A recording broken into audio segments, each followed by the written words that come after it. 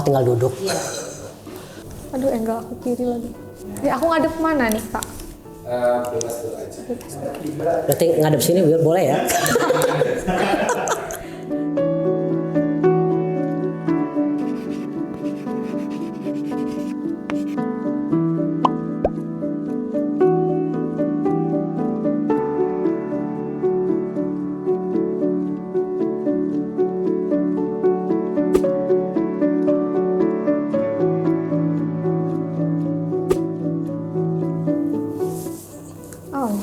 Oh, halo, ya Allah terang ya. Iya. Duh, bentar. Oke. Ini boleh salaman nggak sih? Aku gini aja. Oke baik. Halo, aku Retsu. Sebenarnya asalnya Bekasi, cuma sekarang tinggal di Bandung, di Cembeluit. Cembeluit, oke. Iya, udah 10 tahun aku di Bandung. Siap. Aku alumni, jadi di Bandung tuh kenapa bisa 10 tahun karena sambil kuliah gitu. Alumni kampus mana nih? Kampus mana ayo? UPI. UPI, oke. Iya. Jurusan pariwisata. Parwis, oke. Iya.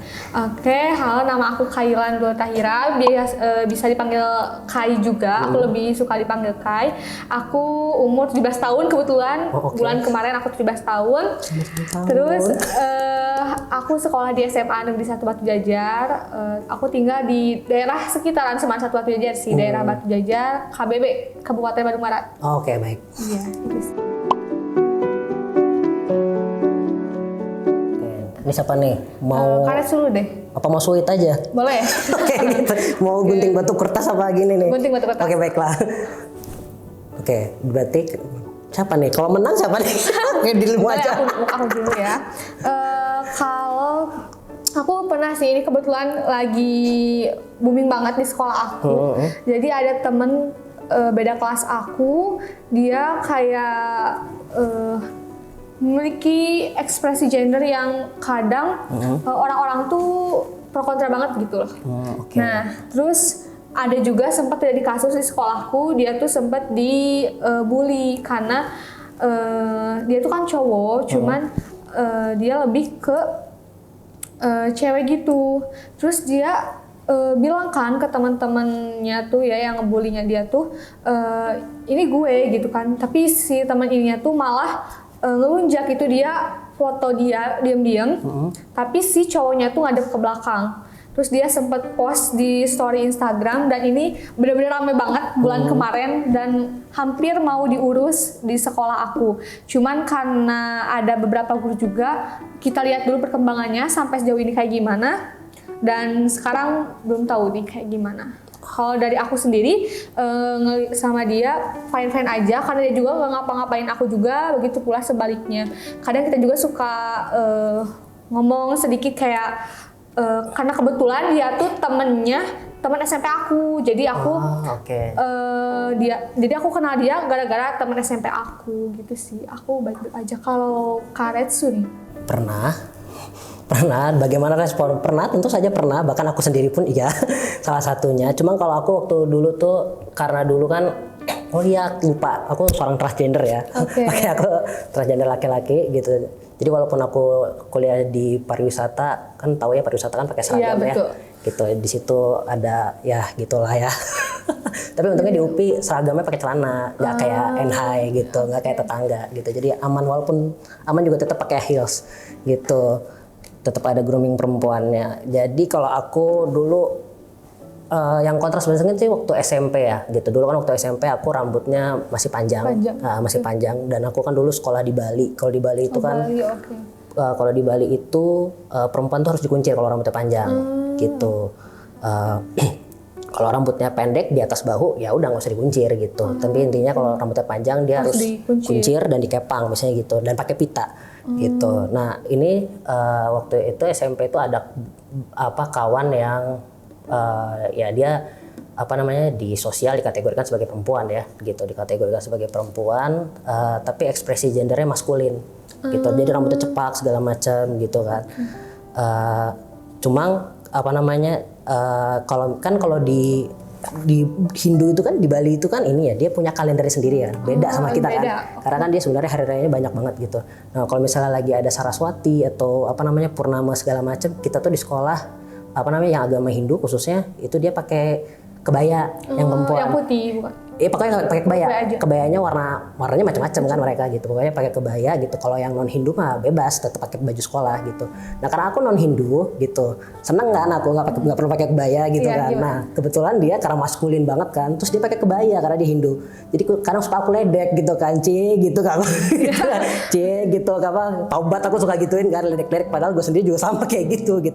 Cuma aku waktu itu apa ya di sisi lain tuh karena aku belum bisa kayak dia gitu kan, jadi aku kayak ih kok berani banget ya, hebat gitu. Jadi di sisi lain juga sebenarnya, jadi walaupun aku ngeledek tapi di dalam hati tuh aku sedikit mengagumi dia gitu karena dia bisa seberani itu, karena aku pun belum bisa seberani itu. Bahkan kakak kelasku ada yang karena dia maskulin banget jadi sempat ada rumor-rumor dibilang apa dia lesbian lah gitu kan. Terus dibilang apa namanya mau ganti kayak operasi kelamin kayak gitu kan. Waktu itu kan aku masih ini ya kayak kok dia mau operasi kelamin gitu. Di dalam hatiku sebenarnya aku pengen juga iri gitu, cuma kayak apa namanya nggak boleh karena kan masih ada dogma dari agama yang bilang nggak boleh gitu. Cuma sebenarnya aku pengen tapi kayak gitulah gitu. Jadi aku ada masih ada sisi-sisi denial ya lah gitu. Tidak. Tentu tidak. Oh tidak, sampai sekarang tidak ada. Sama sekali. Aku tahu tentang ekspresi gender ini dari Create waktu itu sempat ada acara youth camp dan di situ aku benar-benar kayak oh berarti gini ya, berarti pengetahuan aku tentang ini ekspresi gender pun bertambah dan aku bisa sharing sama teman-teman aku dan aku bertanya ke teman-teman aku gimana sih pandangan lo gitu kan. Gini sih kalau dari sekolah big no malah. Ya Allah, kita jaraknya berarti kemungkinan beda 11 tahun ya. Berarti aku pun juga tahu ekspresi gender itu di 2015 ya, pas lagi belajar soal Sogi SC itu. Ekspresi gender zaman sekolah apaan? Aku taunya ekspresi emoticon. Iya, ekspresi itu kan kayak raut muka kan kayak gimana ya, aku tahu itu aja. Atau gimana gitu kan? Nggak ada yang namanya ekspresi gender macam mana itu. Oke, next boleh deh. Next ya.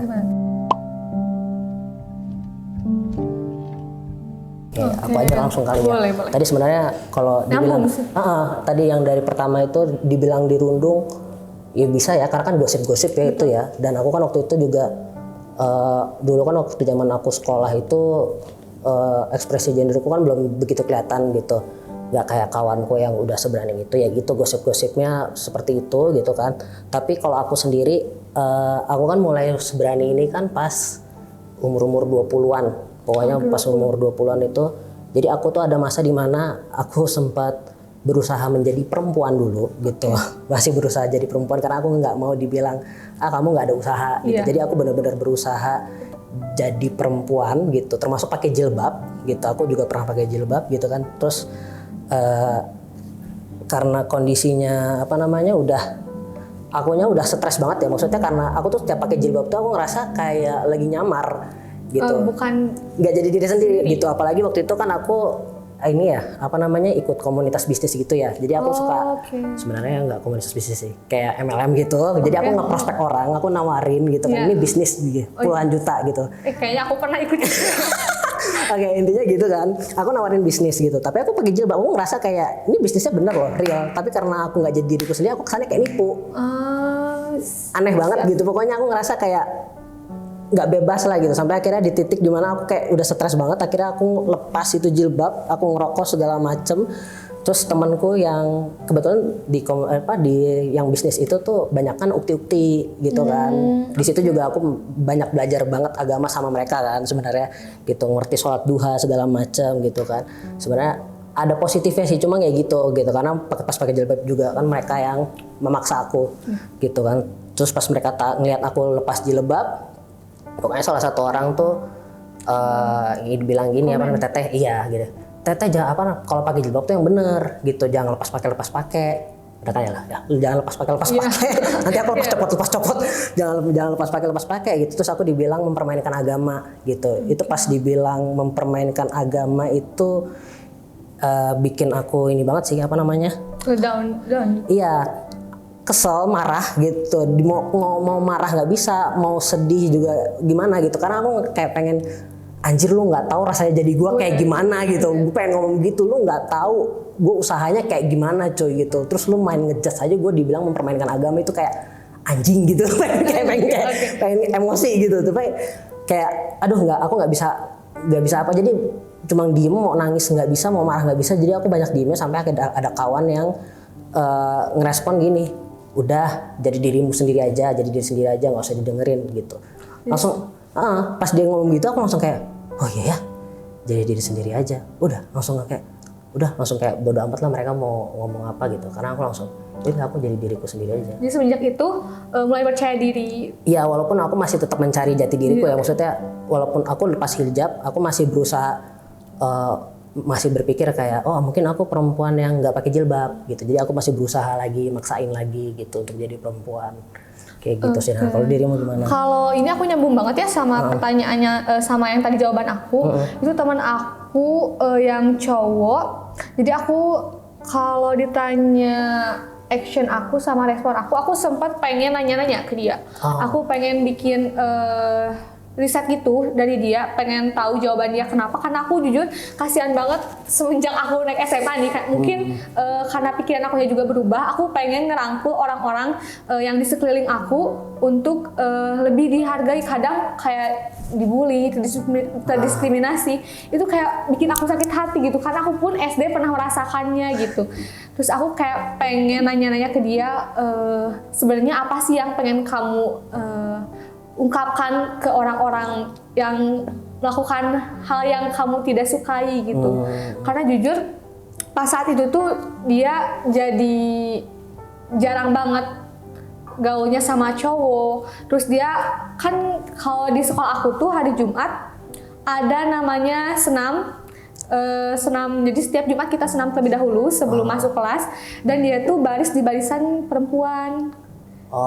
Dia saking gak maunya dia kontak dengan laki-laki, karena laki-lakinya dia negatif banget ke dia, kayak lu apaan banget sih, gak cowok banget gitu. Karena aku sebenarnya pengen nanya ke dia, aku pengen tanya-tanya ke dia gimana perasaan dia, karena sejauh ini aku kalau misalnya lihat yang kayak gitu sakit hati juga ya. Kenapa sih, kan dia juga sama-sama manusia, sama-sama ciptaan Tuhan. Aku pengen sih, aku masih rencana dan aku masih nyusun kata-kata yang gak bikin dia sakit hati juga. Like itu aja sih, aku pengen nyoba ngobrol dulu sama dia.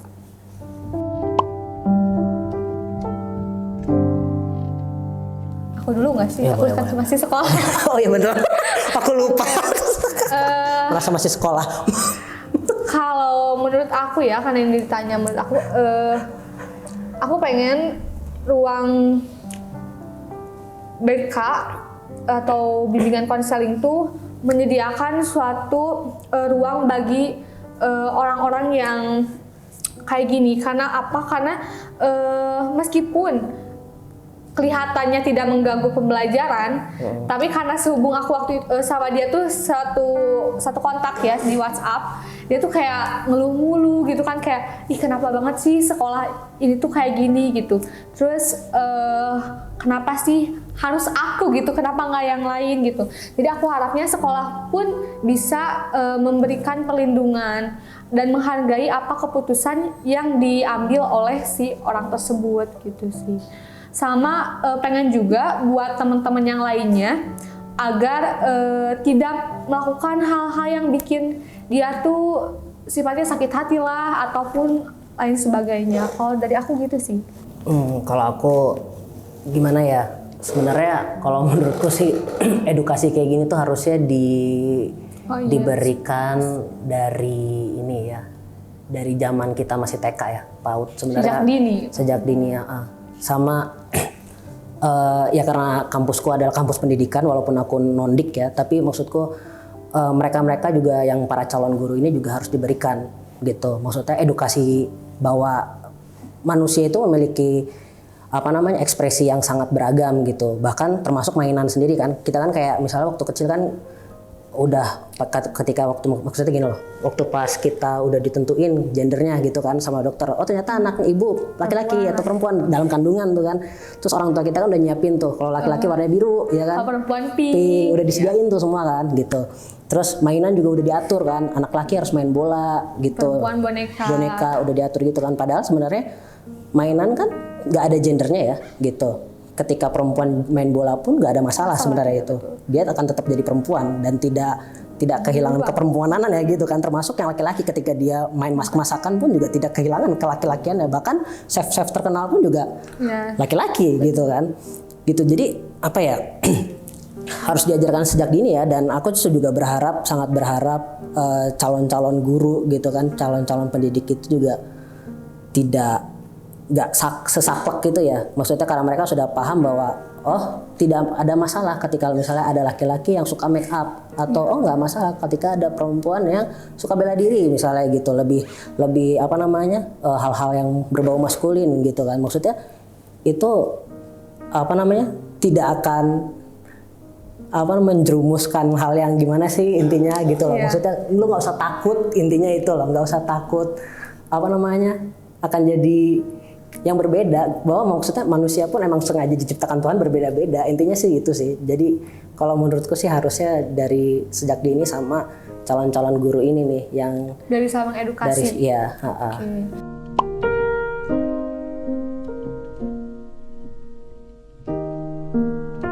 Kalau aku pengalaman baiknya, ini kalau yang aku tangkap ya dari pertanyaan ini ya. Gimana?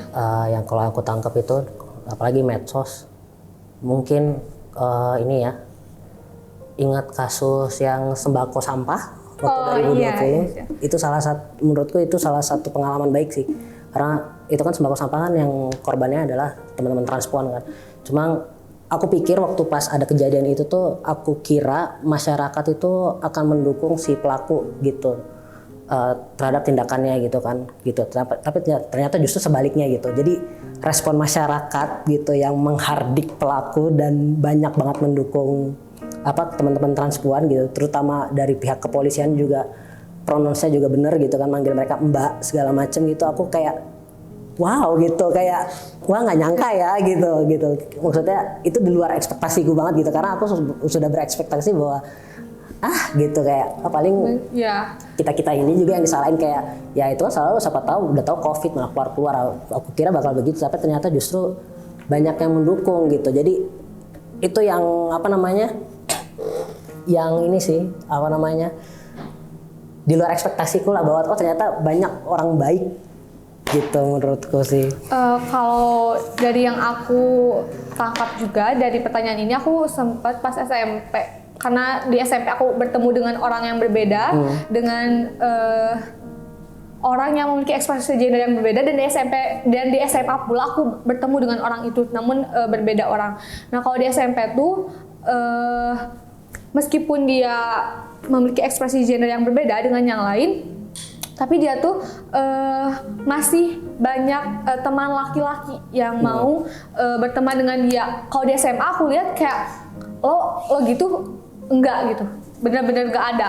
Aku ngelihat dia pas SMP dia maupun saat dipilih tugas kelompok itu masih ada cowok yang mau sekelompok sama dia. Kalau di SMA aku benar-benar nggak ngerti lagi pikiran laki-laki di teman sekelasnya.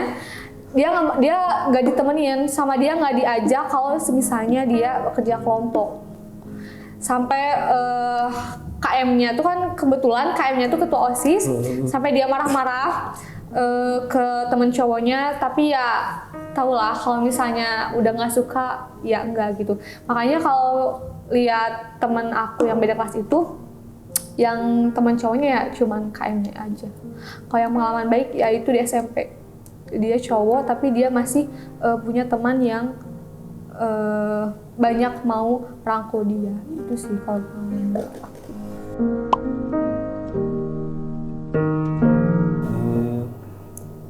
Iya, pengalaman diskriminasi. Gimana ya? Iya sih, iya sih, terus kayak mikir-mikir, karena kayak ngerasa itu diskriminasi bukan dia gitu. Tapi iya sih, karena paling ini sih waktu aku masih ingat banget waktu awal-awal masuk kuliah waktu MOS itu kan, karena aku kan pariwisata ya harus cantik gitu kan. Harus cantik, terus groomingnya ya grooming ini kan, cuma masih inget banget itu waktu apa namanya ospek jurusan tuh aku banyak banget dapat hukuman karena agak sedikit memberontak, bahkan sampai senior pun nanya ke aku, kamu ada masalah nggak sama kuliah gitu. Aku ditanya gitu terus aku bilang pelajaran mah aku nggak ada masalah gitu, paling groomingnya aja gitu yang agak-agak mungkin menurut mereka bandel-bandel dikit, jadi aku bahasanya ke mereka ada ya paling groomingnya aja kalau apa yang masih bandel-bandel dikit gitu kan. Terus karena benar-benar kita apa diminta untuk secantik mungkin gitu, pakai stocking lah gitu, terus harus rambutnya rapih lah, kalau bisa dandan ya dandan gitu kan, tapi aku nggak dandan gitu, pakai heels gitu kan, terus heelsnya itu harus yang lancip gitu. Aku pernah marah-marah gitu karena kan kakiku gede ya, heels lancip kaki gede ukur 40 kan nggak ada ya. Jadi aku pernah marah-marah tuh, mana ada heels ini, pokoknya aku pernah marah, pokoknya bener-bener memberontak. Jadi kayak udah dicap lah beda gitu, mau itu sama senior sama dosen gitu udah kayak dicap beda, sampai dibilang oh kamu salah jurusan ya, kamu harusnya masuk olahraga ya, masuk olahraga, sampai dibilang gitu. Kayak kesal juga, apakah yang seperti gue harus masuk olahraga banget gitu kan, padahal kan gue juga malas juga olahraga. Kayak gitu sih kalau aku. Kalau ditanya pengalaman, bagi aku sendiri sih belum pernah ya buat didiskriminasi karena ekspresi gender yang berbeda. Kayaknya aku nggak bisa jawab ini soalnya aku belum pernah. Aku bingung mau ceritain apa. Kayaknya langsung aja deh. Yang paling banget aku banggain tentang menjadi diri sendiri, aku bebas untuk berekspresi dan melakukan apa aja. Dan aku ngerasa ketika aku ada di keramaian yang bahwasanya aku jadi diri sendiri, aku pun tenang, nggak mikirin apapun itu kan. Aku sedikit cerita juga ya, dulu aku sempat ganti kerudung juga, dan aku juga sempat buka kerudung, cuman karena beberapa faktor kayaknya kamu kayak gini deh, kayaknya kamu harus kayak gini, dan aku research sendiri dan oh iya kayaknya aku harus seperti ini, dan aku ngerasa ini benar, ini diri aku sendiri gitu kan. Pokoknya yang ketika aku menjadi diri sendiri, aku ngerasa bebas, aku ngerasa full senyum. Kalau kayak gitu sih, kurang lebih kalau kayak gitu. Kalau Kak Retsi sendiri gimana? Sebenarnya sama gitu kan, lebih enak ya, bebas ya gitu, nggak ada kayak mesti apa namanya kayak salah gitu loh, takut sandiwaranya terbongkar. Yang aku ngerasain sih gitu ya, ketika menemukan bahwa oh ternyata aku tuh sebenarnya laki-laki loh, atau ternyata aku tuh sebenarnya bukan perempuan segala macam tuh, dan bisa mengekspresikannya itu lebih ringan ya, sama sih sebenarnya, lebih bebas dan kayak udah nggak perlu takut lagi kayak mesti nipu, kayak merasa perasaannya itulah takut ketahuan itu berarti kesangan aku kayak sandiwara ya. Betul. Gitu kayak mau ngapain aku takut ketahuan gitu kan. Tapi itu sih sama, lebih enakan lah gitu. Bahkan ketika aku sudah di posisi ini gitu, justru hal-hal yang berbau feminin itu justru aku bisa lebih berdamai gitu. Dulu kan kayaknya kesannya kan supaya biar tidak dianggap perempuan kayaknya menolak keras gitu ya terhadap hal-hal yang berbau feminin gitu kan.